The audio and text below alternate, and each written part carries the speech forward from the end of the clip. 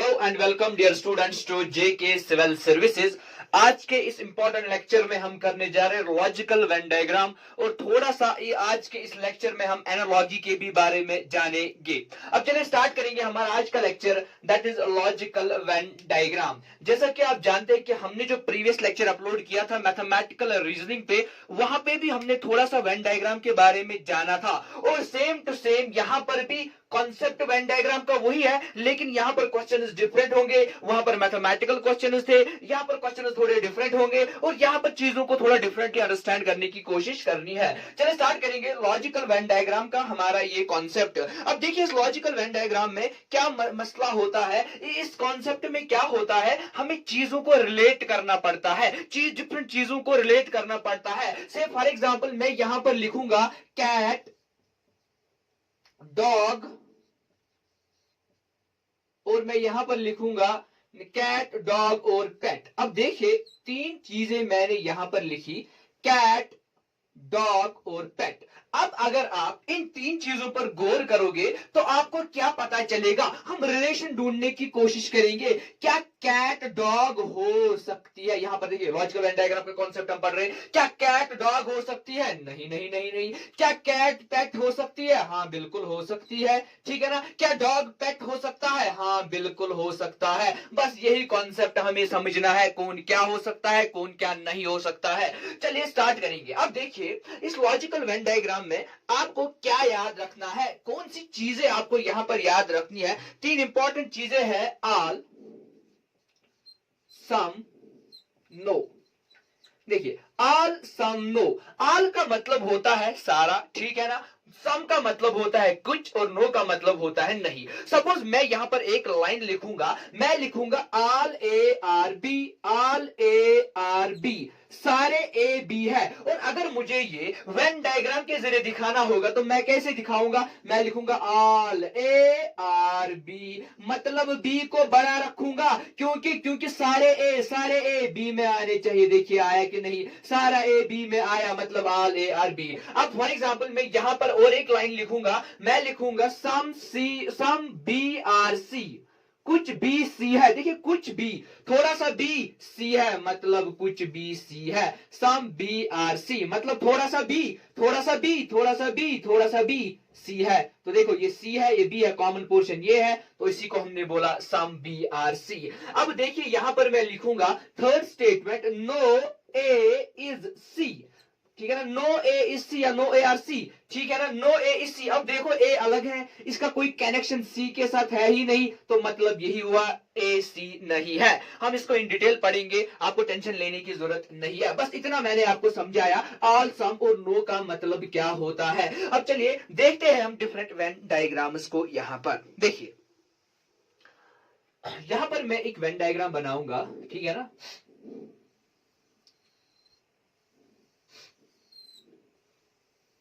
चलिए मैंने यहां पर एक वेन डायग्राम बनाई, ठीक है। इस वेन डायग्राम में मैंने क्या लिखा, ठीक है ना। मैं सपोज फॉर एग्जांपल लिखूंगा ये ए है, ये बी है, ये सी है। देखिए इस वेन डायग्राम का मतलब क्या होता है। जब हम इस वेन डायग्राम को एनालाइज करेंगे, इससे हमें पता ये चलता है कि ये जो ए है ये बी है और ये जो बी है ये सी है, लेकिन सारा सारा सारा ऑल ए आर बी, देखिए सारा ए, ऑल ए आर बी, सारा ए जो है वो क्या है, बी है, ठीक है ना। ऑल ए आर बी, सारा ए जो है वो क्या है, बी है। देखिए क्योंकि सीधे सीधे पता ही चलता है कि ये जो बी ए बड़ा है, इसमें ए है, इसमें ए है, मतलब ऑल ए आर बी। तो इसका मतलब ये हुआ, इसका मतलब ये हुआ कि हम यूं भी कह सकते हैं ऑल बी आर सी। देखिए ऑल बी आर सी, क्योंकि मुझे एक्चुअली ए बी और सी में रिलेशन देखनी है। पहले मैं देखूंगा ए और बी में क्या रिलेशन है, मैंने कहा ऑल ए आर बी, हाँ ठीक है। अब मैं कहूंगा बी और सी के बीच रिलेशन, मैं कहूंगा ऑल बी आर सी। अब मैं देखूंगा ए और सी के बीच रिलेशन, तो मैं कह सकता हूं ऑल ए आर सी। देखिए बहुत ही इजी है, कुछ नहीं करना है, all A are B, all B are C, all A are C. तो इस वेन डायग्राम में जो कॉन्सेप्ट हमें मिला वो क्या मिला, ऑल, ऑल, आल का कॉन्सेप्ट। अगर आपके एग्जाम में कभी कभार इस किस्म की रिलेशन बनेगी जहां पर आल आल आल होगा, तो आपको इस किस्म की वेन डायग्राम वहां पर बनानी है। आपको एक क्वेश्चन में वेन डायग्राम वहीं से दी हुई होगी, ठीक है ना, आपको वेन डायग्राम वहीं से दी हुई होगी, ठीक है ना। क्या ये इसका आंसर आएगा, क्या ये इसका आंसर आएगा, ठीक है ना। इस तरीके की बहुत सारी वेन डायग्राम वहां पर दी हुई होगी और आपको देखना है कौन सी वेन डायग्राम है। अब जब आल आल आल आएगा तो ये वाली वेन डायग्राम करेक्ट है। चलिए आगे बढ़ेंगे और अगली वेन डायग्राम को यहां पर ड्रा करने की कोशिश करेंगे। देखिए ये हमारी थी पहली वेन डायग्राम। अब हम देखेंगे दूसरी वेन डायग्राम क्या बन सकती है, क्या पॉसिबल वेन डायग्राम बन सकती है। देखिए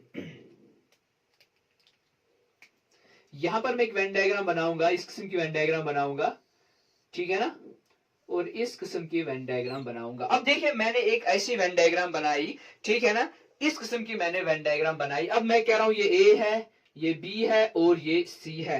देखिए इससे हमें क्या समझ आता है, इस ठीक है ना, इस वेन डायग्राम से हमें क्या समझ आता है। देखिए अगर मैं ए और बी के बीच, मैंने पहले ही बोला ए बी और सी के बीच रिलेशन फाइंड करनी है। अब मैंने पहले ही बोला ए बी और सी के बीच रिलेशन फाइंड करनी है। चलिए देखिए ए और बी के बीच रिलेशन, ये ए है ये बी है, तो मैं कह सकता हूं सम ए आर बी, ठीक है ना, सम ए आर बी। अब देखिए बी और सी के बीच रिलेशन, ये बी है ये सी है, तो मैं कह सकता हूं some B are C. Likewise ये सी है ये ए है ये ए है ये सी है, मैं कह सकता हूं सम ए आर सी। पहले हमने आल आल आल देखा, अब देखिए यहां पर क्या बनेगा, हमें यहां पर हमारा बना सम सम सम। अगर आपके एग्जाम में इस किस्म का क्वेश्चन आया, आपको रिलेशंस ऐसी मिली सम सम सम, तो ये वाली वेन डायग्राम करेक्ट आंसर है। अब ये वेन डायग्राम कभी कभार ऐसे भी हो सकती है, ठीक है ना, ये ऊपर से होगा, ठीक है ना, मतलब सेम है, वेन डायग्राम मतलब सेम है, ऐसे भी बन सकती है और ऐसे भी बन सकती है। अब जनरली आपके एग्जाम में इस किस्म की वेन डायग्राम होगी। चलिए आगे बढ़ेंगे और एक वेन डायग्राम यहां पर अब हम बनाएंगे, ठीक है ना, एक और वेन डायग्राम यहां पर अब बनाएंगे, ठीक, वेन डायग्राम नंबर 3।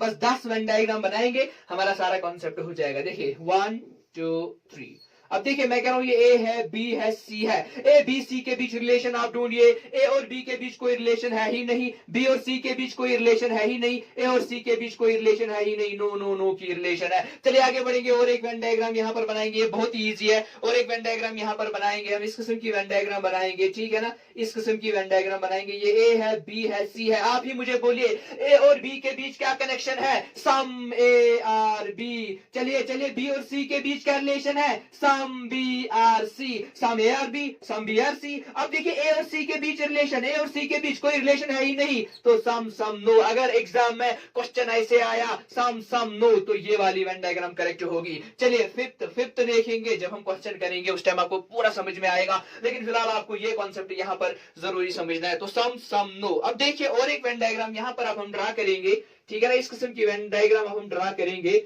से फॉर एग्जांपल मैं कहूंगा ये ए है ये बी है ये सी है। देखिए अब ए और बी के बीच क्या रिलेशन है, आल ए आर बी, ठीक है, इतना समझ में आया, आल ए आर बी सारा ए बी है, ठीक, इतना तो क्लियर हो गया। अब हम देखेंगे ए और बी और सी के बीच, अब बी और सी के बीच कोई रिलेशन है ही नहीं, ठीक है, बी कहां और सी कहां, कोई रिलेशन है ही नहीं, ए और सी के बीच कोई रिलेशन है ही नहीं, आल नो नो। अगर इस किस्म की वेन डायग्राम आपको बनेगी, मतलब ए और बी के बीच रिलेशन होगी, फिर ए बी और सी के बीच कोई रिलेशन नहीं होगी, ठीक है ना। तो इस वाली वेन डायग्राम में हम कहते हैं कि ये कौन सा कॉन्सेप्ट है, ठीक है ना, ये कौन सा कॉन्सेप्ट है, ये आल नो नो का कॉन्सेप्ट है। चलिए ये थी कुछ इंपॉर्टेंट वेन डायग्राम्स जिनको यहां पर हमने बनाया, और भी कुछ वेन डायग्राम्स है, ठीक है, और भी कुछ वेन डायग्राम्स है जिनको यहां पर अब हम ड्रा करेंगे। देखिए अब मैं और एक वेन डायग्राम को यहां पर बनाऊंगा, ठीक है ना, एक और वेन डायग्राम को यहां पर बनाऊंगा। ये एक वेन डायग्राम है, ये मान के चलते ए, ये मान के चलते हैं बी और ये मान के चलते हैं सी। तो देखिए मैं कह रहा हूं ए बी और सी इनके बीच रिलेशन फाइंड करनी है। क्या ए और बी के बीच रिलेशन है, नहीं कोई रिलेशन नहीं है। क्या बी और सी के बीच रिलेशन है, आल की तो है, आल बी आर सी। क्या ए और सी के बीच रिलेशन है, आल ए आर सी की रिलेशन तो है, तो नो आल आल। अगर इस किस्म का आपको मिलेगा, ठीक है ना, अगर आपको इस किस्म की कोई रिलेशन मिलेगी, ठीक, इस किस्म की कोई रिलेशन मिलेगी, नो ऑल ऑल, तो मतलब ये होता है, ठीक है ना, मतलब ये वाली डायग्राम करेक्ट है। जब हम एग्जाम्पल्स करेंगे वहां पर आपको फिर सीधे सीधे समझ में आएगा क्या करना है। बस इन वेन डायग्राम्स को आप बिल्कुल अपने माइंड्स में डालिए, बस देखिए नो ऑल ऑल ये सारा कॉन्सेप्ट किधर है। चलिए आगे बढ़ेंगे और एक वेन डायग्राम हम यहाँ पर ड्रा करेंगे, ठीक है ना। और एक वेन डायग्राम अब यहाँ पर अब हम ड्रा करेंगे, ठीक है ना। ये मान के चलते ए, ये मान के चलते बी और ये मान के चलते हैं सी। अब देखिए यहाँ पर करना क्या है, हमें क्या याद रखना है, ए और बी के बीच रिलेशन फाइंड आउट कीजिए, सम में आर बी जी, बहुत इजी है। अब देखिए बी और सी के बीच की रिलेशन आल बी आर सी, ए और सी के बीच relation all A are C, मतलब सम ऑल ऑल की यहाँ पर रिलेशन है। तो ये थी कुछ इंपॉर्टेंट वेन डायग्राम जिनको हमने यहाँ पर ड्रा किया और हमें ये कॉन्सेप्ट अच्छे से क्लियर हो गया। और एक वेन डायग्राम में यहां पर ड्रा करूंगा, ठीक है ना। और एक वेन डायग्राम में यहां पर ड्रा करूंगा, से फॉर एग्जांपल ये ए है, ये बी है और ये सी है, ए बी सी। चलिए इन तीनों के बीच रिलेशन देखिए, ए और बी के बीच क्या रिलेशन है, आल ए आर बी, ठीक है ना। बी और सी के बीच रिलेशन कोई है ही नहीं, आल नो। और ए और सी के बीच भी कोई रिलेशन नहीं है, आल नो नो वाली रिलेशन यहाँ पर ड्रा होगी। तो चलिए ये था हमारा वेन डायग्राम्स का पूरा कॉन्सेप्ट, जिनको मैंने तेज तेज पढ़ा है क्योंकि बहुत ही ईजी था, बहुत ही ईजी था। अब हम सीधे सीधे आएंगे क्वेश्चंस पर, जिनसे हमारा कॉन्सेप्ट और भी ज्यादा क्लियर हो जाएगा और सारा कॉन्सेप्ट हमें समझ में आएगा। चलिए देखिए आप यहाँ पर कुछ इंपॉर्टेंट क्वेश्चंस मैंने दिए हुए हैं, बस इनको आप एनालाइज करते जाइए और आपको सारा इजीली आएगा। देखिए टेनिस प्लेयर है, क्रिकेट प्लेयर है, स्टूडेंट है। सबसे पहले अगर हम वेन डायग्राम्स को एनालाइज करेंगे और थोड़ा सा मैं रिपीट करूंगा, अगर आप वेन डायग्राम नंबर फर्स्ट को देखोगे इसका मतलब क्या होता है। देखिए अगर मैं कहूंगा ये ए है, ये बी है, ये सी है, तो मैं कह सकता हूं some A are B, some B are C, no A is C. समझ में आई ना, यानी सम सम नो वाला केस है। तो ये जो वेन डायग्राम है ना, ये कौन सी वेन डायग्राम है, सम सम और नो वाली वेन डायग्राम। अब देखिए आगे आगे देखते हैं, ए बी और सी मान के चलते हैं, तो ए और बी के बीच कोई रिलेशन नहीं, बी और सी के बीच कोई रिलेशन नहीं, ए और सी के बीच कोई रिलेशन ही नहीं, तो मतलब नो नो नो वाली वेन डायग्राम है ये। चलिए यहां पर देखेंगे, अगर मैं कहूंगा सम ए आर बी, मैं कह सकता हूं some B are C, some A are C, तो ये वाली वेन डायग्राम है सम सम और सम की। ठीक है ना, चीजें बहुत ही इजी हो जाएंगी अभी आपके लिए। अब देखिए डी वाली वेन डायग्राम को मैं अगर एनालाइज करूंगा, ठीक है ना, अगर मैं डी वाली वेन डायग्राम को एनालाइज करूंगा तो मैं यूं कह सकता हूं, ये मान के चलते हैं ए, ये मान के चलते हैं बी और ये सी, तो क्या मैं कह सकता हूं ऑल ए आर बी, ठीक है ना, मैं कह सकता हूं ना ऑल ए आर बी, और यूं कह सकता हूं ऑल ए आर बी, ठीक है ना, some B are C, some B are C, ये भी तो कह सकता हूं सम ए आर सी, ठीक है ना, ये ऑलरेडी हमने डिस्कस किया है, मैं रिपीट करूंगा। ये इसमें आता है, इस सारे गोले में ये वाला आता है, तो यही मैंने कहा ऑल ए आर बी। अब देखो ये और ये मतलब सम सम थोड़ा पार्ट, और लाइक वाइज ये सारा और ये, तो इसमें भी ये थोड़ा सा आप देख सकते हो मैच हो रहा है। अब देखिए यहां पर ये वाला देखिए मैं कह रहा हूं सम ए आर बी, देखिए ये वाला सम ए आर बी, या यूं कह सकते हैं ऑल ए आर बी, ठीक है। मैं मान के चलता हूं ये ए है, ये बी है और ये सी है, ये मान के चलते ए बी और सी, तो मैं कहूंगा ऑल ए आर बी, ठीक है ना, all C are B, all A are B, all C are B, some B are C, some B are C, मतलब ऑल ऑल सम का केस है। अब देखिए यहां पर अब हम क्वेश्चंस करेंगे जिनसे और इजी अंडरस्टैंड हो जाएगा। अब देखिए टेनिस प्लेयर और क्रिकेट प्लेयर के बीच क्या रिलेशन है। देखिए कुछ टेनिस प्लेयर जो है ना, कुछ टेनिस प्लेयर या क्रिकेट प्लेयर या स्टूडेंट, अब देखिए यहां पर करना क्या है, हमें कुछ टेनिस प्लेयर क्रिकेट प्लेयर भी तो हो सकते हैं, ठीक है ना, कुछ टेनिस प्लेयर तो क्रिकेट प्लेयर भी हो सकते हैं, ठीक है। कुछ क्रिकेट प्लेयर यहाँ पे ए बी और सी मान के चलते हैं, टेनिस प्लेयर क्रिकेट प्लेयर, देखिए कुछ टेनिस प्लेयर क्रिकेट प्लेयर भी हो सकते हैं, दोनों गेम ही खेलते होंगे, और कुछ क्रिकेट प्लेयर तो स्टूडेंट्स भी हो सकते हैं, कुछ टेनिस प्लेयर तो स्टूडेंट्स भी हो सकते हैं। कुछ कुछ का केस है, सम सम सम का केस चल रहा है। अब देखिए सम सम सम जहां पर है तो वही डायग्राम इसका आंसर आएगा, मतलब सी है, तो इसका आंसर क्या आएगा, इसका आंसर आएगा सी। तो पहला वाला जो हमारा क्वेश्चन है इसका जो आंसर आएगा दैट इज सी, ठीक है ना।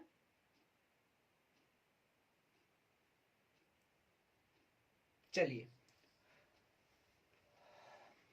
आगे बढ़ेंगे। अब देखिए यहां पर अब क्वेश्चन नंबर 2 को सॉल्व करिए, जरा खुद सॉल्व करिए क्वेश्चन नंबर 2 को। मैं वेट करूंगा थोड़ा सा, क्वेश्चन नंबर 2 को आप सॉल्व करिए, ठीक है ना। उम्मीद है आपने क्वेश्चन नंबर 2 को सॉल्व किया होगा। अब देखिए यहां पर मैं कह सकता हूं ये फ्लावर और क्लोथ्स के बीच कोई रिलेशन है, जरा आप देखिए क्या फ्लावर्स और क्लोथ्स के बीच कोई रिलेशन है, तो नो, नहीं, कोई रिलेशन है ही नहीं। क्या क्लोथ्स और व्हाइट के बीच कोई रिलेशन है, हाँ कुछ क्लोथ्स व्हाइट हो सकते हैं, सम क्लोथ्स मे बी व्हाइट। और अब देखिए क्या फ्लावर्स और व्हाइट के बीच रिलेशन है, जी हाँ कुछ फ्लावर्स व्हाइट हो सकते हैं, तो नो सम सम। अब देखिए इजीली आपको पता चलेगा नो सम सम किधर है, तो यहां पर ऑप्शन नंबर ए में आप देखिए नो सम सम है, तो 2 का आंसर आएगा ए। अब देखिए कुछ बच्चे यहां पर ये कहेंगे सर हम इतना क्यों याद रखेंगे डायग्राम्स, हमें कंफ्यूजन हो रहा है, तो फिर आपको क्या करना पड़ेगा, यहीं पे आप वेन डायग्राम खुद बनाओ, जैसे मैंने आपको सिखाया वेन डायग्राम बनाना। से फॉर एग्जांपल मैंने बोला फ्लावर और क्लोथ्स के बीच कोई रिलेशन है ही नहीं, तो मैं कहूंगा ये फ्लावर है तो ये क्लोथ है, इनके बीच कोई रिलेशन है ही नहीं, ठीक है ना, इनके बीच से फॉर एग्जांपल इनके बीच कोई रिलेशन है ही नहीं, ठीक है ना, इनके बीच कोई रिलेशन है ही नहीं, ठीक, यानी ये फ्लावर है ये क्लोथ है, ठीक है ना, इनके बीच कोई रिलेशन है ही नहीं। लेकिन लेकिन क्लोथ्स व्हाइट हो सकते हैं, क्लोथ्स मैं कहूंगा ये सपोज व्हाइट है, तो क्लोथ्स व्हाइट हो सकते हैं, और यहां से फ्लावर्स भी व्हाइट हो सकते हैं, क्योंकि ये फ्लावर था ये व्हाइट था ये क्लोथ था, तो आपकी ये वाली वेन डायग्राम बन गई, ठीक है ना। तो लेकिन ये जो मैंने मेथड आपको बताया था ये बहुत ईजी है, इसमें आपको वेन डायग्राम ड्रा नहीं करनी है, बस आपको याद रखना है सम सम ऑल का कॉन्सेप्ट, बस आपका सारा काम हो जाएगा, सम ऑल नो का कॉन्सेप्ट याद रखना है। अब देखिए जल्दी जल्दी क्वेश्चन नंबर 3 की ओर देखते हैं, तो क्वेश्चन नंबर 3 में हमें क्या करना है, देखिए स्मोकर्स है, ठीक है ना, स्मोकर्स और डॉक्टर्स के बीच क्या रिलेशन है, सम की रिलेशन है, क्योंकि सम स्मोकर्स डॉक्टर हो सकते हैं, ठीक है ना, सम डॉक्टर्स नॉन स्मोकर्स हो सकते हैं, ये भी तो सही है। क्या स्मोकर्स और नॉन स्मोकर्स के बीच रिलेशन है, नहीं, तो सम सम नो, जरा देखिए सम सम नो, तो इसका option number A correct answer है। चलिए आगे बढ़ेंगे, क्वेश्चन नंबर 4 देखते हैं। क्वेश्चन नंबर 4 में हमें क्या करना है, क्वेश्चन नंबर 4 में आप देखिए ह्यूमन बीइंग है, टीचर है, ग्रेजुएट है। अब देखिए यहां पर करना क्या है, यहां पर हमें देखना है ह्यूमन बीइंग और टीचर के बीच क्या रिलेशन हो सकती है। अब देखिए सारे सारे टीचर्स ह्यूमन बीइंग्स है, ह्यूमन बीइंग्स तो टीचर सारे नहीं होंगे, ठीक है ना, ह्यूमन बीइंग्स तो सारे टीचर्स नहीं होंगे, लेकिन सारे टीचर्स तो ह्यूमन बीइंग्स हो सकते हैं, मतलब ऑल हुआ। टीचर्स और ग्रेजुएट्स, तो सम टीचर्स ग्रेजुएट्स हो सकते हैं ना, कुछ टीचर तो ग्रेजुएट हो सकते हैं, और कुछ ह्यूमन बीइंग्स भी तो ग्रेजुएट हो सकते हैं, तो केस क्या बना, ऑल सम सम। तो देखिए ऑल सम सम कहां पर है, ऑल सम सम कहां पर है, तो यहां पर वेट 1 सेकेंड, यहां पर शायद हमने कहीं पे गलत किया है, ठीक है ना। देखिए ह्यूमन बीइंग टीचर और ग्रेजुएट, इसको फिर से करेंगे, मैं कह रहा हूं सारे टीचर्स तो, ठीक है ना, सॉरी मैंने इसकी वेन डायग्राम गलत बनाई, ठीक है ना, सारे टीचर्स मतलब all teachers are human beings, सारे टीचर्स क्या हो सकते हैं, सारे टीचर्स ह्यूमन बीइंग्स हो सकते हैं, ठीक है ना, तो मिली हमें टीचर और ह्यूमन बीइंग के बीच रिलेशन। अब हम देखेंगे टीचर्स और ग्रेजुएट्स के बीच की रिलेशन, ठीक है ना, इन दो के बीच हमने रिलेशन फाइंड करी है, ठीक है ना। अब हम देखेंगे ह्यूमन बीइंग और ग्रेजुएट के बीच रिलेशन, ठीक है, तो कुछ ह्यूमन बीइंग्स तो ग्रेजुएट्स हो सकते हैं ना, कुछ ह्यूमन बीइंग्स, या यूं कह सकते हैं ऑल ग्रेजुएट्स तो ह्यूमन बीइंग्स हो सकते हैं, all graduates are human beings, ठीक है ना, यहीं पे थोड़ा गलत हुआ था हमें, मैंने बोला सारे टीचर्स ह्यूमन बीइंग्स है, ठीक है, इतना समझ में आया हमें, ठीक है। इसके बाद मैंने बोला सारे ग्रेजुएट्स ह्यूमन बीइंग्स है, हाँ सारे ग्रेजुएट्स तो ह्यूमन बीइंग्स ही होंगे, और क्या होंगे, ठीक है ना, इतना इतना समझ में आया। और टीचर्स और ग्रेजुएट्स के बीच क्या रिलेशन है, कुछ वाली, तो ऑल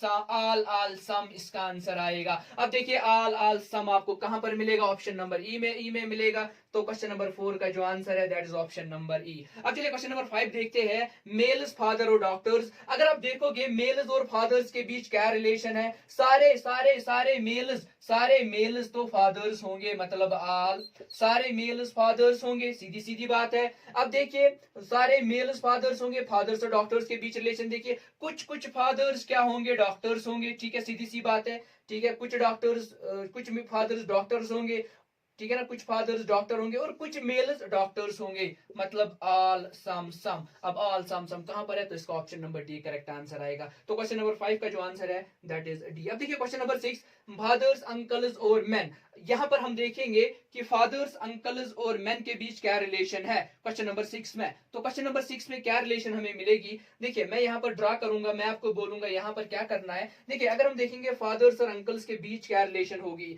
तो कुछ फादर्स तो अंकल हो सकते हैं, ठीक है ना, सीधी सी बात है, कुछ फादर्स अंकल्स हो सकते हैं, अंकल्स और मेन के बीच क्या रिलेशन है? देखिए सारे मेन तो अंकल अंकल ही है, सारे मेन क्या है? सारे मेन अंकल ही है, और सारे मेन फादर है, सारे मेन क्या है? सारे मेन फादर है, सॉरी सारे मेन जो सारे मेन है वो फादर्स नहीं हो सकते, some men are fathers, some men are fathers. तो इसमें हमें क्या मिला? All some some. अब देखिए ऑल सम सम हमें जो क्वेश्चन नंबर 6 में मिला, that is option number D.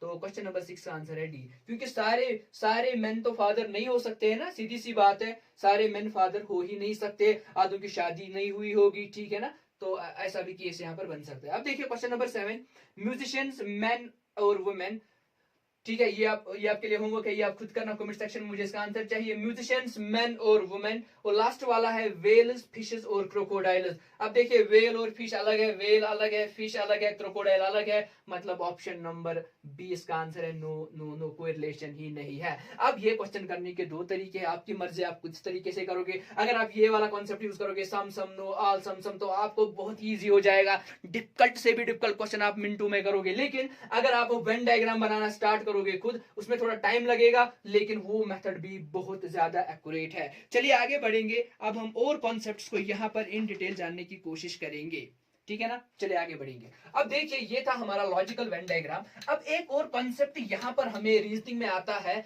और एग्जाम्स में कभी कभार पूछा जाता है, लेकिन उस टॉपिक के लिए हमारे पास कोई मेथड नहीं है, याद रखिएगा, कोई ट्रिक नहीं है, या बस वो नॉलेज बेस्ड है। जितनी ज्यादा आपके पास नॉलेज होगी उतना ही आप वो क्वेश्चन करोगे, और दैट इज एनालॉगी। एनालॉगी, अब एनालॉगी में हमने क्या पढ़ना है, बस जल्दी जल्दी मैं बताऊंगा क्योंकि ज्यादा डिटेल में नहीं जाएंगे। एनालॉगी में सिंपली क्या होता है आपको, ठीक है ना, आपको कोई पर्टिकुलर रिलेशनशिप निकालनी होती है, आपको देखनी होती है रिलेशनशिप, ठीक है ना, रिलेशनशिप्स को फाइंड आउट करना होता है। से फॉर एग्जांपल मैं यहां पर अभी लिखूंगा इंडिया, इंडिया यहां से लिखूंगा न्यू दिल्ली, ठीक है ना, इंडिया न्यू दिल्ली। फिर आगे क्वेश्चन दिया होगा से फॉर एग्जांपल अफगानिस्तान, ठीक है ना, अफगानिस्तान, ठीक है, अफगानिस्तान को क्या है। अब देखिए इंडिया और न्यू दिल्ली के बीच क्या रिलेशन है, सीधे सीधे पता चलता है कि जो न्यू दिल्ली है it is the capital of India, तो इसका मतलब ये हुआ कि हमें अफगानिस्तान की कैपिटल सर्च करनी है, तो अफगानिस्तान की कैपिटल है काबुल,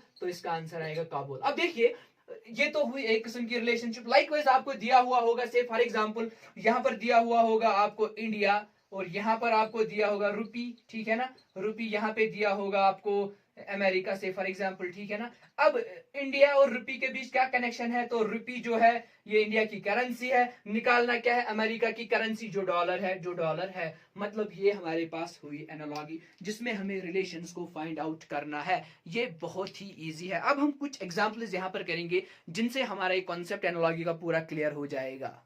सो कुछ एग्जांपल्स यहां पर दी हुई है जिनसे हमें ये कॉन्सेप्ट एनालॉगी का पूरा क्लियर हो जाएगा। देखिए एग्जाम में अक्सर क्वेश्चन कैसे पूछे जाते हैं और कौन सी पॉसिबल एनालॉजीज पूछी जाती है, सारे तो हम यहाँ पर नहीं बता सकते, लेकिन एटलीस्ट एक आइडिया सा जनरेट यहाँ पर हम कर सकते हैं। चलिए देखिए कंट्री एंड कैपिटल, से फॉर एग्जांपल आपको पूछा जाएगा इराक की क्या कैपिटल है, बगदाद, ठीक है ना। फिर पूछा जाएगा यूएसए इज टू, ऐसे ऐसे क्वेश्चन होगा, इराक, ठीक है ना, इज टू बगदाद, ठीक है, ऐसे होगा इराक इज टू बगदाद। फिर यहाँ पे दिया होगा, ठीक है ना, यूएसए इज टू, यूएसए की क्या कैपिटल है, दैट इज वाशिंगटन। तो इसका मतलब ये हुआ इंपॉर्टेंट कंट्रीज और उनकी कैपिटल्स को याद रखना है अगर एनालॉजी का क्वेश्चन आएगा, ठीक है ना। इसी तरीके से बांग्लादेश, इसकी कैपिटल क्या है, ढाका, ये है कंट्री एंड कैपिटल का। कभी कभार पूछा जाता है कंट्री एंड करेंसी का भी। देखिए इराक की करेंसी क्या है, दिनार है, यूके की करेंसी क्या है, पाउंड है, रशिया की करेंसी क्या है, रूबल है। सो मतलब करेंसीज के रिलेटेड भी पूछा जाएगा। इसी तरीके से इंडिया की करेंसी क्या है, रुपी है, तो बाकी जो इंपॉर्टेंट कंट्रीज है उनकी भी करेंसी थोड़ी सी उन पे भी नजर डालेंगे। अब देखिए क्वांटिटी एंड यूनिट, आपको यूनिट्स के बारे में पूछा जाएगा। देखिए आपको पूछा जाएगा लेंथ का यूनिट क्या है, तो आप कहेंगे मीटर है, मास का यूनिट क्या है, आप कहेंगे किलोग्राम है, वर्क का यूनिट क्या है, आप कहेंगे जूल है। इसी तरीके से आपको पूछा जाएगा स्पीड का यूनिट क्या है, तो आप कहेंगे, ठीक है ना, स्पीड का यूनिट क्या है, आप कहेंगे किलोमीटर पर आवर या मीटर पर सेकेंड, ठीक है ना, स्पीड का यूनिट आप बताएंगे। लाइकवाइज आपसे पूछा जाएगा, आप बताइए वेट का क्या यूनिट है, ठीक है ना। जनरली यहाँ पर लड़के गलती करते हैं, ये वाला क्वेश्चन कभी कभार आता है एग्जाम में और बच्चे गलती करते हैं। पूछा जाता है वेट का यूनिट क्या है, लिखते हैं केजी, बिल्कुल गलत है, जबकि वेट का यूनिट जो है वो न्यूटन है। ये आपको याद रखना है, क्योंकि वेट और जो हमारे पास मास है, they are completely two different terms. Although हम डे टू डे लाइफ में यूज करते हैं कि मेरा, ठीक है ना, मेरा वेट 60 kg है, लेकिन मेरा एक्चुअली वेट 60 kg नहीं होता है, 6 ही न्यूटन होता है, रादर 5.8 ही न्यूटन होता है, ठीक है ना, या यूं कहेंगे 6 न्यूटन होता है। सो ये तो हम डे टू डे लाइफ में गलतियां करते हैं, लेकिन एग्जाम में अगर आएगा वेट का क्या यूनिट है तो हम सीधे सीधे लिखेंगे यूनिट। चलिए आगे बढ़ेंगे। मेल और फीमेल के रिलेटेड कभी कभार क्वेश्चन पूछा जाता है। अब देखिए, ड्रोन मेल है, बी फीमेल है, फॉक्स मेल है, विक्सन फीमेल है, डॉग मेल है, बिच क्या है, ठीक है ना, फीमेल है। इस रिलेटेड क्वेश्चंस भी पूछे जाते हैं। लेकिन इतना ही नहीं, कभी कभार नंबर एनालॉगी और जो है अल्फाबेट एनालॉगी भी एग्जाम में पूछी जाती है। से फॉर एग्जांपल मैंने यहां पर लिखा है 3:11 7:51। अब इसने यहां पर क्या किया है कि 3 को 11 मिला है। देखिए इजी है, ये तो ऑलरेडी हमने सारा पढ़ा है। तो 3 को स्क्वायर करेंगे, 3 स्क्वायर कितना होता है 9, 10 और 11 प्लस करेंगे 2, आपका 11 निकला। सेम करेंगे 7 का स्क्वायर करेंगे, सो 49 को प्लस 2 करेंगे, 49 50 51, तो आपका आंसर आया। लाइकवाइज यहाँ पर अगर आप इस क्वेश्चन को देखोगे 25:37:4, ठीक है ना, 25:37 फिर 49, इसका आंसर क्या आएगा। देखिए 25 को इसने सिंपली क्या किया है 5 स्क्वायर, तो 5 स्क्वायर कितना होता है, 5 स्क्वायर कितना होता है 25 होता है। यहाँ पर देखिए, यहाँ पर 37 कैसे इसको मिला है, इसने क्या है 6 स्क्वायर, 36 फिर +1 किया है, मतलब +1 किया है। लाइकवाइज 7 स्क्वायर, 7 7 49, तो यहाँ पर क्या होगा 7 के बाद 8, तो 8 स्क्वायर, 8 8 64 +1 करेगा तो आपको निकलेगा 65। Number analogy. लाइकवाइज आपको अल्फाबेट एनालॉगी भी कभी कभार पूछी जाती है। जैसे मैंने लिखा AZ, ठीक है ना, ए और Z का मतलब क्या है, अगर हम रिवर्स में लिखेंगे तो पहले क्या आएगा Z आएगा रिवर्स में, ठीक है ना, ए के नीचे क्या आएगा Z आएगा। यार रेडी हमने पढ़ा, जब हमने फॉरवर्ड अल्फाबेटिकल ऑर्डर लिखा फिर रिवर्स अल्फाबेटिकल ऑर्डर लिखा तो हमने ए और Z को क्या देखा एक ही लाइन में। इसी तरीके से बी के नीचे क्या आएगा X आएगा, सीधी सी बात है। बी के यहाँ पर क्या आएगा, नहीं Y आएगा यहाँ पे, ठीक है ना, यहाँ पे Y आएगा, ठीक है ना, Y आएगा बी के नीचे, यहाँ पर Y आएगा, सो करेक्ट करेगा, यहाँ पर Y आएगा। लाइकवाइज यहाँ पर E:5 दिया हुआ है। E:5 का मतलब सीधे सीधे समझ आता है कि E का जो कोड है वो 5 है, वो 5 है, तो V का कोड क्या है 22 है। उम्मीद है कि आपको ये आज का लेक्चर जो है समझ आया होगा। ये बहुत ईजी आज का लेक्चर था। बस आपको क्या करना है, एनालॉजी में आपको थोड़ी सी नॉलेज रखनी है, बस उस नॉलेज के जरिए आप ये सारे क्वेश्चंस इजीली सॉल्व कर सकते हो। और जो हमने इससे पहले वाला कॉन्सेप्ट इसमें पढ़ा, ठीक है ना, उस पे भी आप क्या करोगे, उस पे थोड़ी सी प्रैक्टिस आप करोगे, वेन डायग्राम को आप बनाने की प्रैक्टिस करोगे, आई स्वेयर आपको सारे क्वेश्चन बहुत ही इजीली आएंगे। और जितना भी हमने जनरल मेंटल एबिलिटी में अभी तक पढ़ा, ये सारा इंपॉर्टेंट है आपके एग्जाम के रिलेटेड, क्योंकि इन्हीं में से क्वेश्चन पूछा जाएगा। हमने पेपर एनालिसिस करी, हमने लिटरेचर रिव्यू किया, हमने थोड़ी सी सर्वे की, हमें क्या पता चला कि एसएसबी ज्यादातर इन्हीं पोर्शंस में से क्वेश्चन पूछता है जो हमने जनरल मेंटल एबिलिटी में पढ़ा। उम्मीद है आपको हमारा ये सेशन पसंद आया होगा। और इतना ही नहीं, बल्कि जितना भी हमने यहाँ पर पढ़ा वो आपने इजीली ग्रास्प किया होगा और आप एग्जाम में बहुत ज्यादा एक्सेल करोगे। Thank you so much.